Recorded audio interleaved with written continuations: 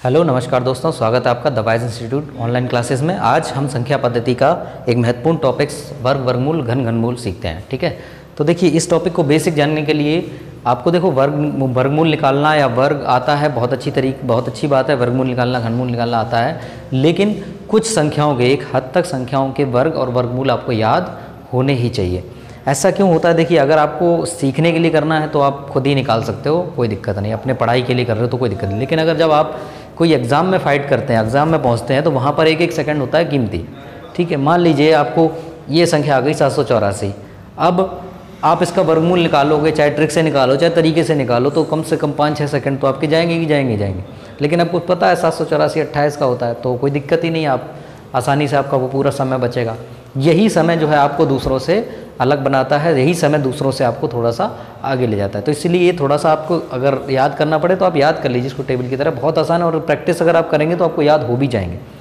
ठीक है, आपको पता है सीधे 1 से लेकर 10 तक के वर्ग तो सबको याद ही हैं। 11 से लेकर 20 का ले भी कर लो।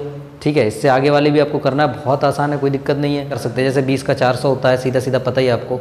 21 का 441 हो जाता है, 22 का आपका 484 हो जाता है, 23 का 529 हो जाता है, और 24 का 576, इसी तरह से 25 का 625, 26 का 676, 27 का 729, 28 का 784, और 29 का 841, और 30 का 900। तो इस तरह से आपको 30 तक के वर्ग तो याद होने ही चाहिए। इसके अलावा घन याद होने चाहिए। आपको इसे पता ही होगा, 1 का घन 1 होता है, 2 का 8 होता है, 3 का 27 हो जाता है, 4 का 64 हो जाता है, 5 का 125 हो जाता है, घन की बात कर रहा हूँ मैं। 6 का 216 हो जाता है। ठीक है, आप ऐसे ना याद कर पाओ, 6 का 6 36 6 का 216, और 7 का होता है 7 7 49 7 343, 8 का होता है 8 8 64 8 512, 9 का होता है 9 81 9 729, 10 का 1000 होता है, 11 का 13 31 होता है, और 12 का 17 28 होता है। तो इस तरह से आपको ये याद होने चाहिए। इसका आप एक बार स्क्रीनशॉट ले लीजिए और इसकी प्रैक्टिस कर लीजिए, क्योंकि ये आपका समय बचाएगा और आपको एग्जाम्स में अन्य विषयों में अधिक टाइम देगा। इसके बाद यहाँ एक नोट लिखा है, ये चीज़ याद रखना, जिन संख्याओं के पीछे 2 3 7 8 23 78 लिखा होगा, 2 3 7 8 में से कोई भी संख्या लिखी हुई है, कभी पूर्ण वर्ग नहीं हो सकते। पूर्ण वर्ग का मतलब होता है ये सभी संख्या पूर्ण वर्ग है, ये सभी संख्या पूर्ण वर्ग है, क्योंकि 625 का 25 का पूरा वर्गमूल निकल आए, दशमलव में ना जाए, उसे हम पूर्ण वर्ग संख्या कहते हैं।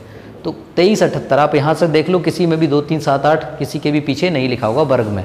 ठीक है, तो वो कभी पूर्ण वर्ग संख्याएं नहीं हो सकती हैं।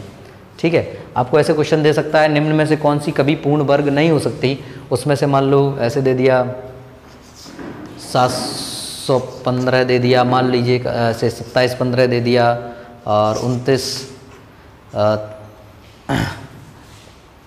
244 दे दिया, है ना, 312 दे दिया, और 781 दे दिया। तो इसमें से पूछा गया कौन सी संख्या कभी पूर्ण वर्ग नहीं हो सकती, तो 23 78 याद रखना, पीछे 2 है भाई, ये नहीं हो सकती कभी भी। ठीक है, दूसरी हो या ना हो उससे मतलब नहीं, लेकिन ऐसा पूछा जा सकता है कि कौन सी नहीं हो सकती कभी। तो इसका एक स्क्रीनशॉट ले लीजिए। आइए चलते हैं सवालों की तरफ।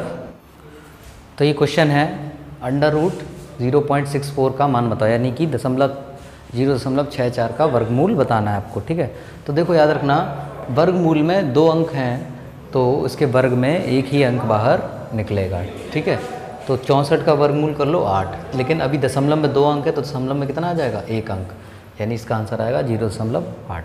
सेम यहाँ पे भी देखिए, दशमलव के अंदर कितने अंक है, ये दशमलव के इधर वाला नहीं मानते हम, तो 1 2 3 4, तो ये आएगा 0. और ये कितने 4 अंक हैं, तो कितने निकलेंगे, 2 निकलेंगे, 0.03। ठीक है, 3 का वर्ग होता है 9, लेकिन यहाँ 2 अंक है तभी यहाँ 4 हुए हैं। ठीक है, वर्ग में यहाँ पर आप देखेंगे, देखिए वर्गमूल 0.01 प्लस इसका निकालेंगे तो 64 है, और 4 अंक है तो 2 अंक निकलेंगे दशमलव में, 0.08। ठीक है, 0.08। अब 0.08 और 0.01 को जोड़ेंगे तो 0.09 आएगा। अब 9 का वर्गमूल 3 होता है, 2 अंक दशमलव में, तो 1 अंक दशमलव में आ जाएगा, तो आंसर आ जाएगा 0.3। तो इस तरह से आपको ये क्वेश्चन करने हैं। तो ये क्वेश्चन है आपका, 4 अंकों की बड़ी से बड़ी पूर्ण वर्ग संख्या क्या होगी। तो देखो ऐसे क्वेश्चन को कैसे करना है आपको 4 अंकों की बड़ी से बड़ी संख्या लिख लेनी है। ठीक है, 4 अंकों की बड़ी से बड़ी संख्या लिख लेनी है। अब अच्छा इसमें देखना है कि ये पूर्ण वर्ग है या नहीं। तो ऐसे में आप इसको भाग विधि से करना शुरू कर दो। यहाँ पे आप भाग विधि भी सीख लेंगे। देखिए भाग विधि में क्या होता है, इसके पूर्ण जिसका वर्गमूल निकालना है उसे लिख लेते हैं और पीछे से 2-2 के जोड़े बनाते हैं। ठीक है, पीछे के बनने चाहिए पूरे, आगे के बने चाहे ना बने। उसके बाद यहाँ वो संख्या रखेंगे जिसका उसी में गुणा करने पे इससे ज़्यादा ना हो जाए। जैसे 2 दूनी 4, ठीक है, 3 तक का 9 रखेंगे, अगर 4 चक्कू 16 इस तरह से। तो हम रखेंगे यहाँ पर 9, क्योंकि 9 नेम होता है क्या 81। उसके बाद आपको क्या करना है, जो इसमें गुणा किया यानी 9 का ही इसमें जोड़ भी देना है। तो यहाँ आ जाएगा जोड़ के 18 और यहाँ घटा के कर लेना है आपको 81 में से यहाँ पर घटाया तो आपका बचा 8 और यहाँ बचा 18। उसके बाद जब उतारा लेंगे तो पूरा पूरा उतरेगा 18 99। अब देखिए इसके बाद अब यहाँ ऐसी संख्या रखेंगे जिसका इसमें ही मल्टीप्लाई, जिसका जैसे 2 रखेंगे तो इसका डबल करेंगे, 3 रखेंगे तो 3 का मल्टीप्लाई, 4 रखेंगे तो 4 का।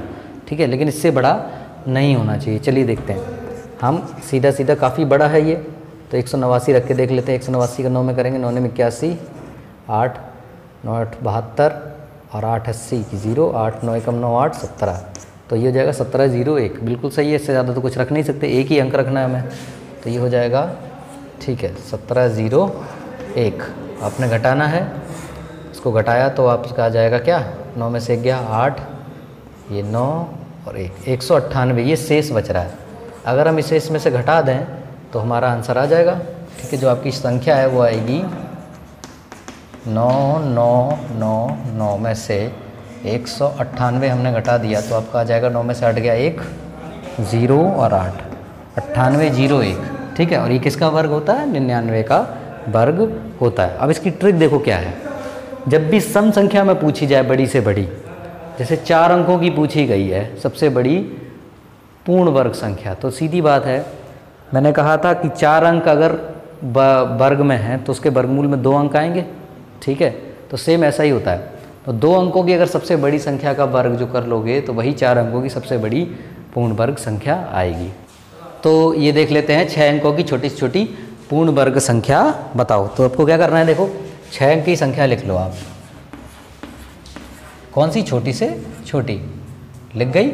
इसके बाद से भाग विधि से वर्गमूल लेना शुरू कर देंगे, पीछे से 2-2 के जोड़े बना दो भाई। ठीक है, तो यहाँ रखेंगे हम 3 तरक का 9, सही है, और 3 यहाँ जोड़ देंगे तो यहाँ आ जाएगा 6 और यहाँ 1 बचेगा और 2 जीरो उतारने आएंगे। ठीक है, फिर यहाँ ऐसी संख्या रखो इससे बड़ी ना हो जाए, तो देखो 62 रख देंगे तो 62 का दुगना जब बड़ा हो जाता है तो यहाँ एक बार रखेंगे। ठीक है, और 1 को हम इसमें जोड़ देंगे तो यहाँ हो जाएगा क्या 62 और यहाँ 61 आएगा, घट के आ जाएगा कितना 39 और ये ठीक है 3900।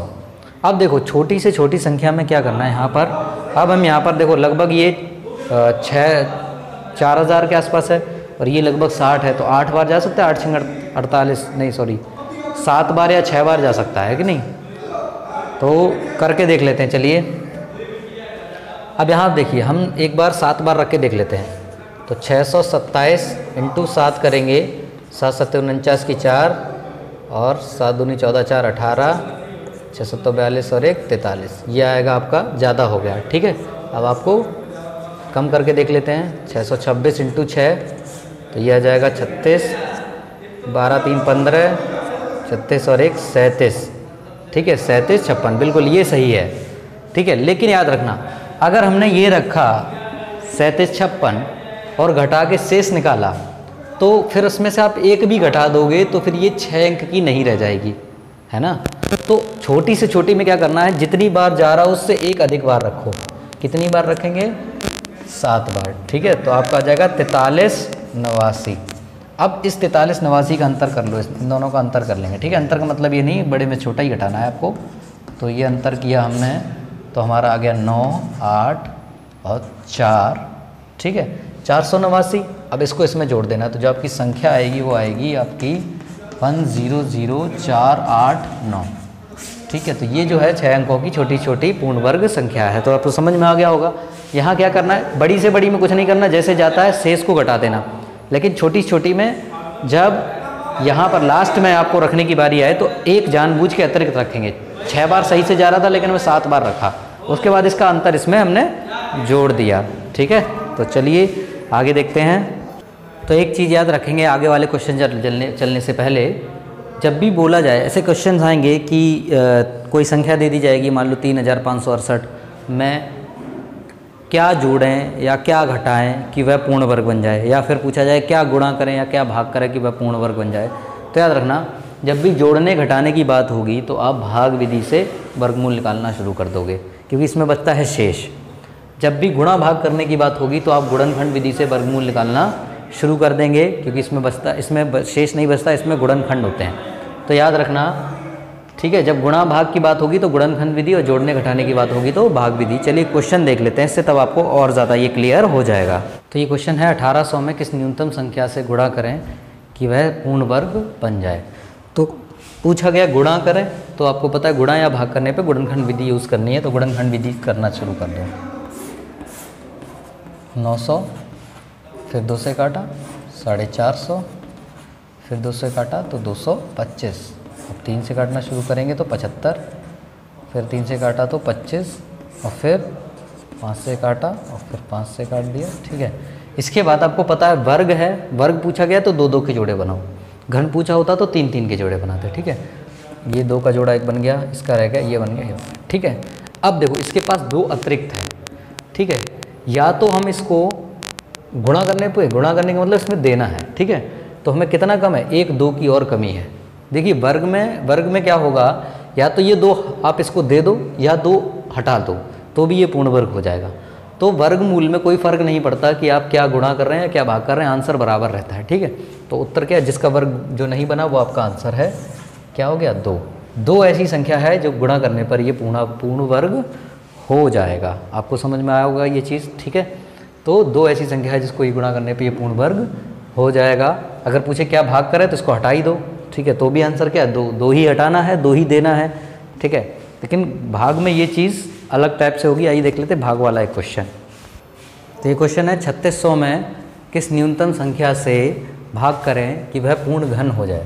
ठीक है, भाग करना है, गुणा करना है, तो आपको क्या कर लेना है, घनमूल विधि से ही निकाल लेना है। ठीक है, गुणनखंड विधि से, सॉरी। तो ये करेंगे तो 2 से काटा 1800, फिर 2 से काटा 900, फिर 2 से काटा 450, फिर 2 से काटा तो 225, फिर 2 से काटा तो 75, फिर 3 से काटा तो 25, फिर 5 और फिर।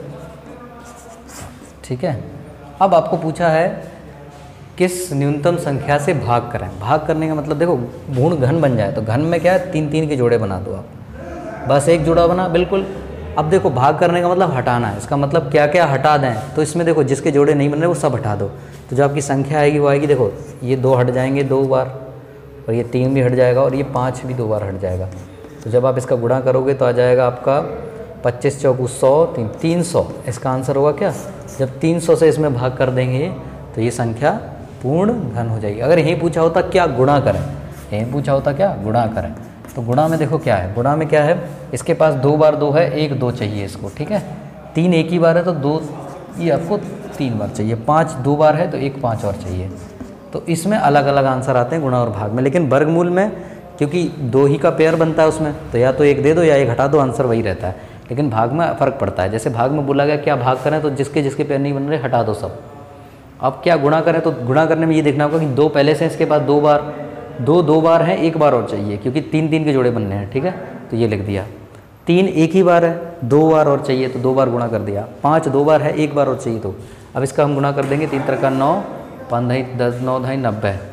तो 90 वो संख्या होगी जिसे इसमें गुणा करने पर ये पूरी तरह से घन बन जाएगा। आइए चलते हैं नेक्स्ट टाइप के क्वेश्चन देखते हैं, होप ये आपको समझ में आ गया होगा। तो ये क्वेश्चन है आपका 120 से 300 के बीच कितनी पूर्ण वर्ग संख्याएं हैं। ठीक है, तो देखो कैसे पता करेंगे, पूर्ण वर्ग हैं इसका मतलब उनके वर्गमूल भी होंगे। अब 120, ठीक है, इससे आगे देखो 11 के वर्गमूल के पास है। ठीक है, और इससे छोटा वर्गमूल क्या होता है, 289 यानी 17 का, क्योंकि 18 का तो 324 हो जाता है। अब यहाँ पर आपको देखो याद होने चाहिए, तब काम आएगा कि नहीं आएगा। अब देखो 11 का वर्गमूल इसके बाद में आता है, यानी उसे गिनना है, तो 11 से लेके 17 तक की जितनी संख्या है वो जोड़ लो। तो संख्या 1 11 12 13 14 15, 16 और 17, इतनी संख्याओं के वर्ग इनके बीच में पड़ेंगे तो कितनी होगी? 1 2 3 4 5 6 7। तो इसका आंसर आ गया क्या? 7। तो इस तरह से आपको ये करना है, आपको याद होना चाहिए, ठीक है। यानी कि पास वाले का मतलब ऐसे देखो, ऐसे देखेंगे, अगर ये 122 लिखा होता तो 11 का वर्ग हम नहीं जोड़ते, क्योंकि 11 का वर्ग 120 से पहले पड़ जाता। इनके बीच में पूछा है ना, तो इसलिए हमने इसको जोड़ लिया, क्योंकि 121 का 11 का वर्ग यानी 121 वो इसके बाद आता है, ठीक है। तो इस तरह के क्वेश्चन आप ध्यान रखेंगे। आइए देखते हैं नेक्स्ट टाइप का क्वेश्चन। तो ये क्वेश्चन है, एक बाग में उतनी ही पंक्ति बनाई गई हैं जितनी की कुल पेड़, ठीक है। तो ये उतने ही पेड़ है, इतनी ही पंक्तियाँ, तो कुल पेड़ हैं 5929। तो पंक्ति की संख्या बताओ। तो देखो याद रखना, जब भी बोला जाए इतने ही उतने ही, तो आपको वर्गमूल लेना है सीधा सीधा, ठीक है, और कुछ नहीं करना। तो देखो इसका वर्गमूल कैसे ले सकते हैं, एक भाग विधि से, गुणनखंड विधि से। मैं एक आपको ट्रिक भी बता देता हूँ, होप सो आपको काम आ जाएगी बहुत, ठीक है। तो ये है 5929, ठीक है। ट्रिक देखिए कैसे काम करती है। अच्छा, इसका इकाई का अंक 9 है, तो आपको पता है या तो 3 का वर्ग 9 आ सकता है, या 7 में भी पीछे क्या आता है? 9 आता है। जब भी 9 इकाई का अंक होता है तो यही 2 आ सकते हैं, या तो 3 या फिर 7। इसके बाद आपको यहाँ पर आगे वाले 2 देख लेने हैं, ठीक है। इस तरह से 2-2 के पेयर बना लेना है। पीछे वाला 2 का पेयर, आगे वाला कितने का भी बना सकते हो, वो कोई दिक्कत नहीं, ठीक है। तो पीछे वाला आपको 2 का पेयर बनाना है, और फिर आगे कितने का भी। फिर आगे बचे 2 अंक 59। अब 59 देखो किसके किसके वर्ग भी जाता है, बीच में पड़ता है। ये 7 7 49 और 8 8 64 के बीच में पड़ता है, सही है। तो सबसे जब भी आप पता चल जाए किसके किसके बीच है, तो छोटा वाला आपको लिख लेना है। तो देखो इससे आपका आ गया 7, तो यहाँ आपके 2 अंक हैं, या तो ये 73 का है, या फिर ये 77 का है, ठीक है। या फिर ये 73 का वर्ग है, या फिर ये 77 का वर्ग है। अब यहाँ पे कैसे कंफर्म करेंगे, तो देखो ये जो 59 है वो किसके ज़्यादा पास है, 64 के या फिर 59, ये 49 के। तो देखो यहाँ पर 10 का है, और यहाँ लगभग 59 है, तो ये 4 का हो गया, तो ये इसके पास है। इसका मतलब जो आपकी बड़ी वाली संख्या है 77, ये आपकी जो है इसका आंसर होनी चाहिए, बिल्कुल, ठीक है। तो जिसके ज़्यादा पास है 59 जो है 64 के ज़्यादा पास है, क्योंकि केवल यहाँ पर कितने का अंतर है, 5 का अंतर है, उधर 10 का अंतर है, तो बड़ी संख्या इधर ले ली तो बड़ी, ठीक है। आगे से छोटा ही लेना है, पीछे इन दोनों में देखना है कि 73 का है, ठीक है। और चाहो तो आप 77 का क्रॉस चेक कर लेते हैं। चलो 77 का 77 में गुणा करके देख लेते हैं हम। तो 7 7 49 की 9, 4 हासिल, 7 7 49 और 4 53।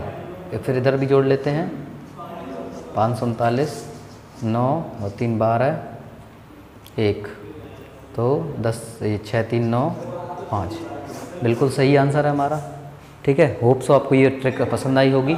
आपको क्या करना है, इकाई का अंक देखना है 9, तो आपको पता है 9 किसका, या तो 3 का वर्ग कर लो या 7 का वर्ग कर लो, पीछे 9 आता है, ठीक है। ये दोनों लिख लिए। आगे देखा 59 देखा, 59 किसके, 7 के वर्ग 49 और 8 के वर्ग 64 के बीच में आता है, तो छोटी वाली संख्या लिख ली आगे, ये तो कन्फर्म है। अब या तो ये 73 बन सकता है, या फिर बन सकता है क्या, 7 के हिसाब से या तो 73 बन सकता है, 7 के हिसाब से या तो 73 बन सकता है, या 77 बन सकता है।